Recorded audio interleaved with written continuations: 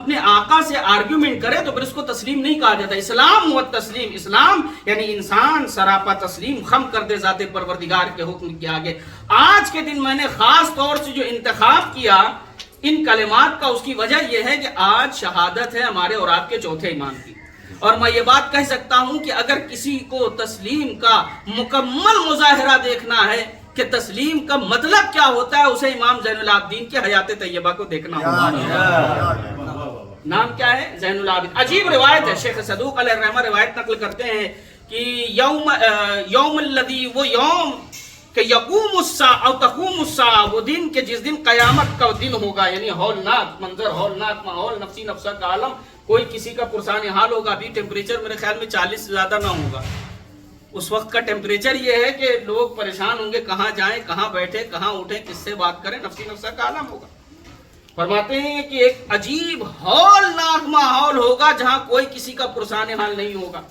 اولین و آخرین کے خلائق جمع کیے جا رہے ہوں گے. وَيَوْمَ يُنَادِ الْمُنَادِ، اور ایسے موقع پر ایک منادی ندا دے رہا ہوگا، اَيْنَ زَيْنُ الْعَابِدِينَ، عبادت کرنے والوں کی زینت کہاں ہے؟ یہ جملہ ہے، اب سنیے. اور اس کے فوراً بعد ارشاد ہوتا ہے کہ سارے مجمع کو چیرتے ہوئے ایک نورانی شخصیت برآمد ہوگی، اور یہ کوئی اور نہیں، ہمارے اور آپ کے چوتھے امام ہوں گے جو عبادت کرنے والوں کی زینت ہوں گے.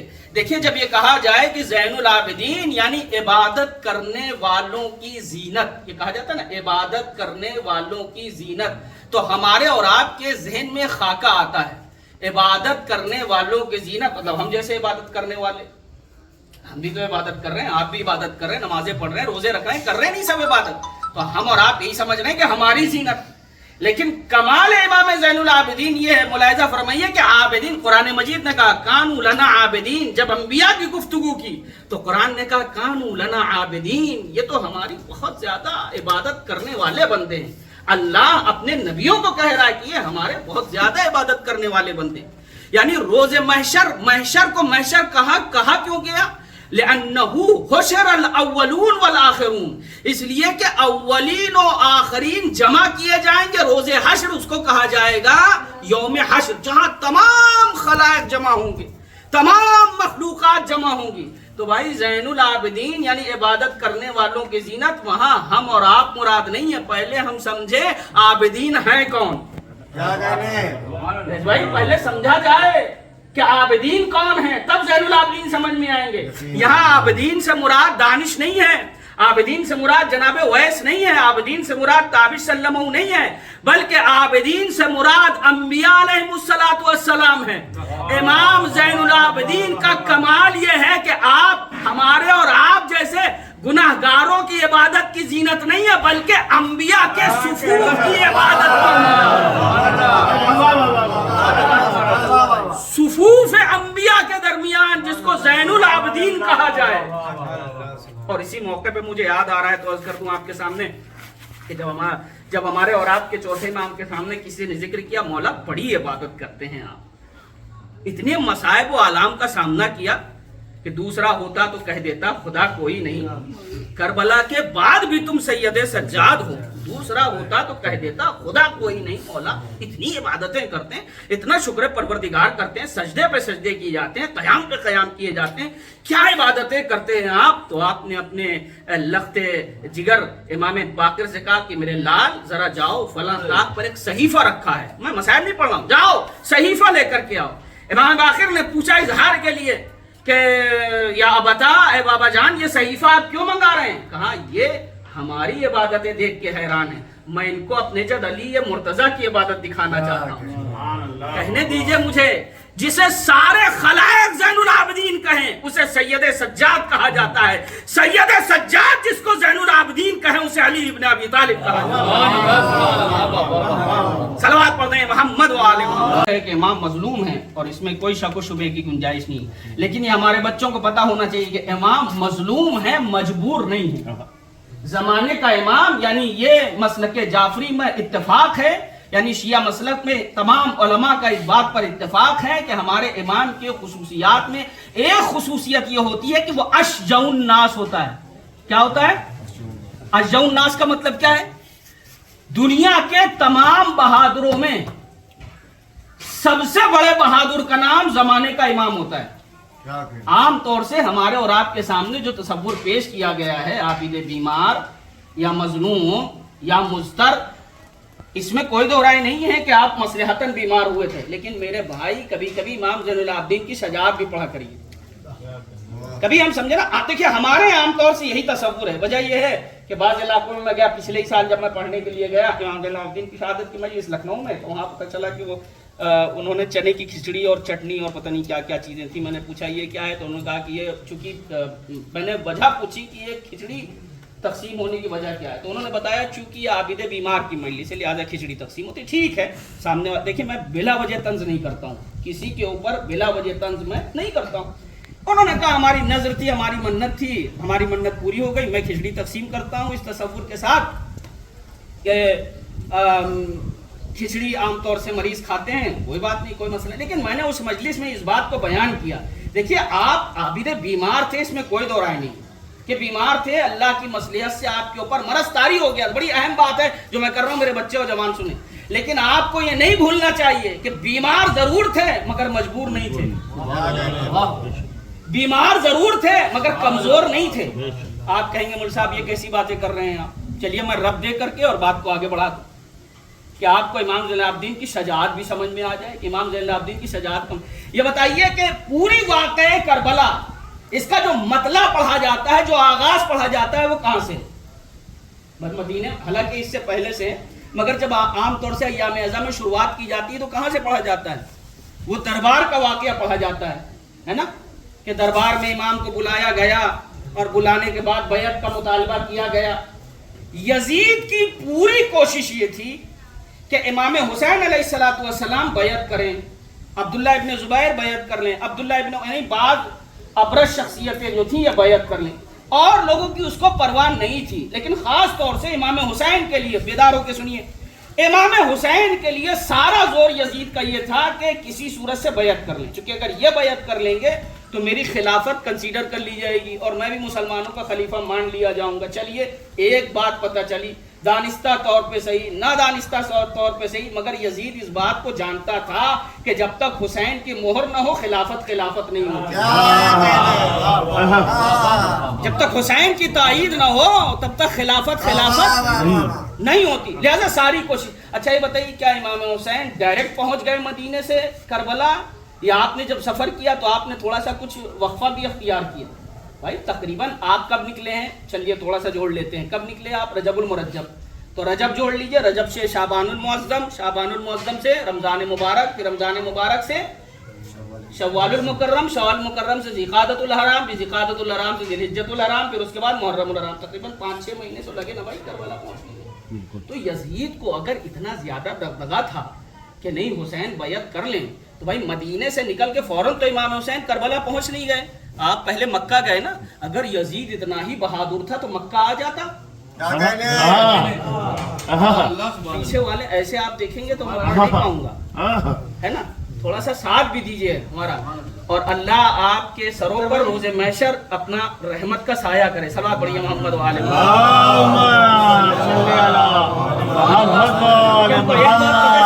جب تک بلوایا نہ جائے نیچے والے بولتے نہیں ہیں. صلوات پڑھیں محمد وآلہ محمد. فردوس چاچا ادھر آئیے، میں مسلسل پڑھنے والا ہوں، کبھی کبھی پڑھنے والا نہیں ہوں. آ جائیے یہاں ہمارے پاس آئیے. آپ تھوڑا سا ادھر آ جائیے، یہاں کرسی ادھر لگا لیجیے، ادھر یہاں آئیے ہمارے پاس ادھر. تو معاملہ ہے امام زین العابدین کی شجاعت کا. امام حسین علیہ السلام مدینے سے نکلنے کے بعد تقریباً 5 یا 6 مہینے آپ نے قیام کیا ہے، پھر اس کے بعد آپ پہنچے. بھائی میرا کہنا یہ ہے کہ یزید کو ان 5-6 مہینے میں سامنے آ جانا چاہیے تھا، مگر یزید سامنے آنے کی ہمت نہ کر سکا امام حسین. یعنی جب بھی ہوا کوئی نہ کوئی لشکر بھیجا، رسالہ بھیجا، افراد کو بھیجا کہ جاؤ حسین سے مطالبہ کرو، حسین سے مطالبہ کرو. یزید کا کل ہم و غم یہ تھا کہ حسین کسی صورت سے جو ہے بیعت کر لیں، کہ اچھی طرح جانتا تھا یزید کہ جب تک حسین بیعت نہیں کریں گے تب تک خلافت نہیں ہوگی. اور تاریخ گواہ ہے کہ اگر حسین نے بیعت نہیں کی تو خلافت کا سلسلہ ٹوٹ گیا، ملوکیت کا سلسلہ شروع ہو گیا. خلافت کا سلسلہ ختم. اور ملوکیت کا سلسلہ ہی. بھائی یزید کے دادا نے کہا تھا ایک خاموش کمرے میں بلا کر کے بعض افراد کو کہ ہم نے جس حساب سے سازشیں کی ہیں, ہم نے جس حساب سے پیغمبر کے دین کے خلاف سازشیں کی ہیں, ہم کو 1000 سال تک کوئی حکومت کرنے سے نہیں روک سکتا. امام حسین کے انقلاب نے 1000 سال کا خواب تو دور,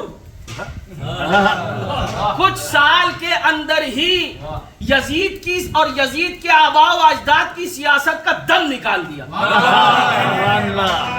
وہ افراد جو پہنچے ہیں کربلا میں, آپ یقین جانیں کہ پوری کوشش یہ ہے کہ بیعت کر لیں, بیعت کر لیں, بیعت کر لیں امام حسین. آپ مجھے انصاف سے بتائیے, امام حسین تو شہید ہو گئے, کربلا کے دیگر شہداء شہید ہو گئے, خیمے جلا دیے گئے, نوک نیزہ پہ سر بلند کر دیا گیا, بیویوں کو قیدی بنا. ابھی مسائل نہیں پڑھ رہا ہوں, سنیے گا, میں امام زین العابدین کی شجاعت آپ کے حوالے کرنا چاہ رہا ہوں. میری بات پہنچ گئی تو دعاؤں سے نوازیے. اب آپ محسوس کریں کہ قافلہ لٹا ہوا قافلہ دربار میں پہنچا ہوا ہے. میرے لیے تھوڑا سا مشکل ہوتا ہے کیونکہ 4-5 سال میں وہاں رہا ہوں اس دیار میں, تو وہ منظر مجھے یاد آ جاتا ہے, تو کہیں نہ کہیں اندر سے ایک عجیب سی کیفیت ہوتی ہے. تو آپ جب جائیں, جو ممکن ہے آپ میں سے بعض افراد گئے بھی ہوں, وید بھائی کھڑے ہیں, ضرور گئے ہوں گے. سیریا میں جب آپ جائیں گے تو خاص طور سے دکھایا جاتا ہے کہ کہاں پہ اہل حرم کھڑے ہوئے تھے, کہاں پہ یزید سے ہم کلام تھے, کس طریقے سے کیا واقعہ پیش آیا. آپ جائیں گے تو آپ کی نگاہوں میں تمام منظر تازہ ہو جائیں گے. وہ سنیے آپ, کمال یہ ہے کہ یزید کا کل ہم و غم یہ ہے کہ حسین کسی صورت سے بیعت کر لیں. اب امام حسین سے تو بیعت نہیں ملی نا, امام حسین سے تو بیعت نہیں ملی. اب یہ تو لٹا ہوا قافلہ دربار میں آ گیا. میرا کہنا یہ ہے کہ یزید کا ارمان یہ تھا کہ حسین بیعت کر لیں. حسین سے تو بیعت ملی نہیں. اب تو آسان تھا یزید کے لیے, سامنے سید سجاد کھڑے تھے, ہاتھوں میں ہتھکڑیاں تھیں, پاؤں میں بیڑیاں تھیں, بے مخنہ و چادر بیویاں کھڑی تھیں. یزید کے لیے آسان تھا, یزید آرام سے کہہ دیتا سید سجاد بیعت کر لو. نہیں, شاید آپ نے متوجہ, میں مصائب نہیں پڑھ رہا ہوں. بھائی یزید کے لیے بہت آسان تھا, یزید یہ مطالبہ کر لیتا کہ بھائی میرا کل ہم و غم یہ ہے کہ بیعت کر لے. حسین سے تو ملی نہیں. آپ کو آج تک کسی ذاکر, خطیب, کوئی بےمان سے بےمان مورخ یہ لکھتے ہوئے یا پڑھتے ہوئے نظر آیا کہ پورے واقعے میں کہیں یزید نے امام زین العابدین سے کہا ہو کہ میری بیعت کرو؟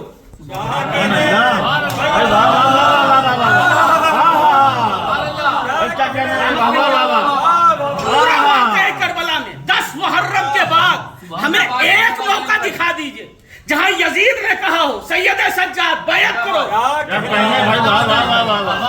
ایک بیمار تھا بقول آپ کے, ہاتھوں میں ہتھکڑیاں تھا, پاؤں میں بیڑیاں تھی, موقع آسان تھا, بیعت کروا لیتا. مجھے ایک واقعہ یاد آ رہا ہے, نہج البلاغہ کا میں حوالہ دے رہا ہوں.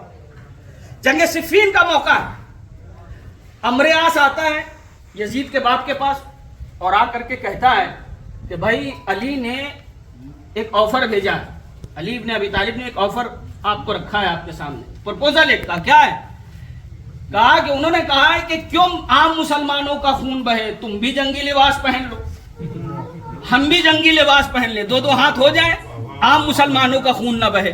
تو جانتے ہیں کیا کہا فوراً جو ہے یزید کے باپ نے؟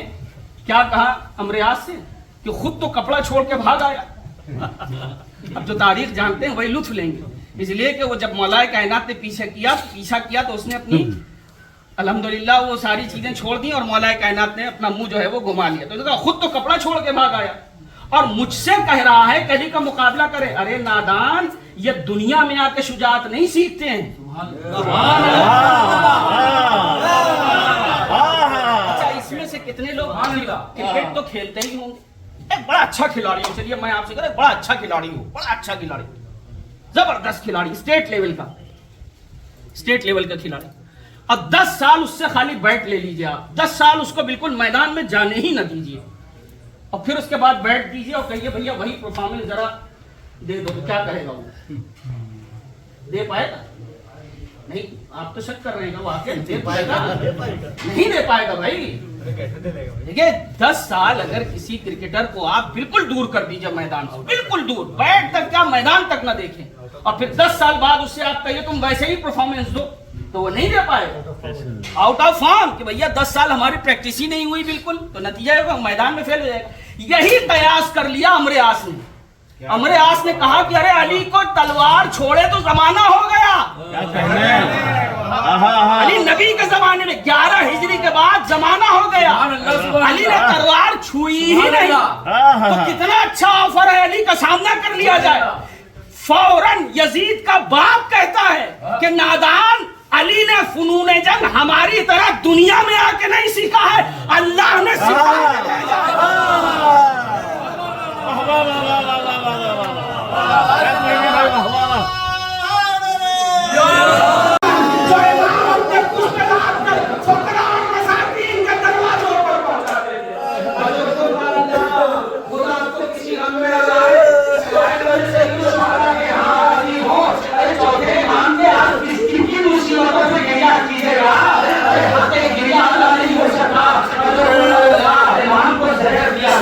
اور زہر کی جو ترکیب بتائی گئی وہ یہ کہ زہر اتنا شدید تھا کہ امام کے سارے جسم کی رنگت تبدیل ہو گئی تھی. امام کے جسم کی رنگت تبدیل ہو گئی تھی. اس طریقے سے جب بال چاندے والے آئے اور امام کی یہ کیفیت دیکھی تو امام سے کہا فرزند رسول آپ بددعا کیوں نہیں کرتے؟ فرمایا اگر میرے باپ نے بددعا کی ہوتی تو میں بھی بددعا کر دیتا. ارے تمہیں پتہ نہیں ہے اگر ہماری زبان سے بددعا کا جملہ نکل جائے تو اس کائنات کا کوئی فرد اپنی جگہ پر محفوظ نہ رہے گا.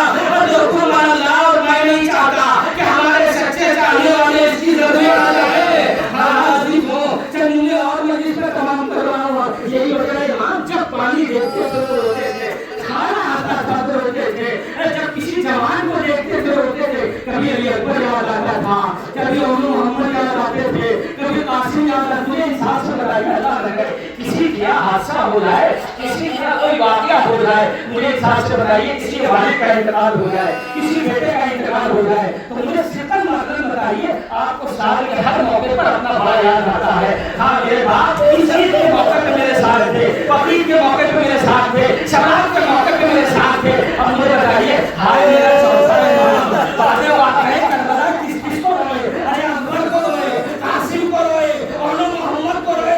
یہی وجہ ہے کہ ہمارے وہاں کے چھوٹے امام سے پوچھا گیا مولا ارے شہادت تو آپ کے گھر کی میراث ہے. فرمایا ہاں شہادت میرے گھر کی میراث ہے, مگر یہ بتاؤ کیا ماؤ بہنوں بے بکرو چادر دیکھنا بھی ہماری میراث ہے. ارے یوسف کے 12 بیٹے تھے, ایک بیٹا ادھر ہو گیا, یوسف اتنا روئے کہ آنکھیں پتھرا گئی. ہائے میں نے 18 یوسف زمین کربلا پہ ہے, کوئی اس کو کفن کرنے والا نہیں تھا. بس یا علی ایم قلبی نہ اللہ و انا الیہ راجعون. رم رقبائی